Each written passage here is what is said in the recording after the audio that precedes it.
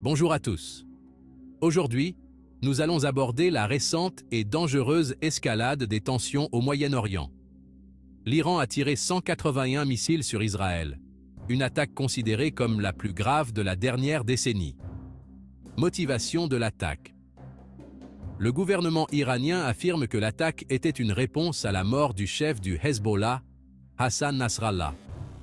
Il justifie cette action comme une défense légitime contre les prétendues activités terroristes d'Israël et de ses alliés. Cette action s'inscrit dans le cadre de ce qu'on appelle l'axe de la résistance, qui comprend des groupes comme les Houthis, le Hezbollah, le Djihad islamique et le Hamas. Historique des conflits. La relation entre Israël et l'axe de la résistance est marquée par des représailles constantes. L'Iran a déjà subi des pertes importantes, notamment l'assassinat d'Ismail Haniyeh, chef du Hamas, lors d'une opération attribuée au Mossad. D'autres attaques ont également visé les infrastructures militaires du Hezbollah au Liban. En réponse, l'Iran a lancé une série d'offensives qui ont culminé avec le récent lancement de 181 missiles balistiques sur Israël. Impact sur Israël. Malgré les défenses technologiques avancées d'Israël, tous les missiles n'ont pas été interceptés. Tel Aviv, une zone densément peuplée, a été touchée. Il y a eu des destructions importantes, mais le nombre de victimes est resté relativement faible. L'intervention conjointe des systèmes de défense israéliens et américains a permis d'atténuer l'impact des attaques. Réponse internationale. Les États-Unis, principaux alliés d'Israël dans la région, ont condamné l'attaque iranienne, la qualifiant de grave escalade du conflit.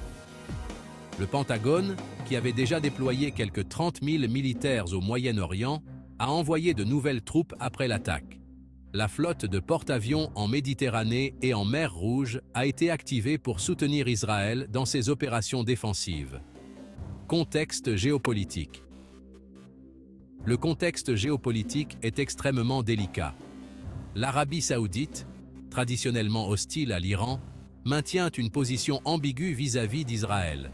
L'Égypte, qui soutient la cause palestinienne, observe également l'escalade avec prudence.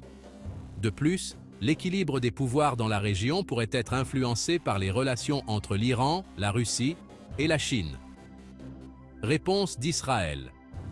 Sur le plan intérieur, la réponse d'Israël a été ferme.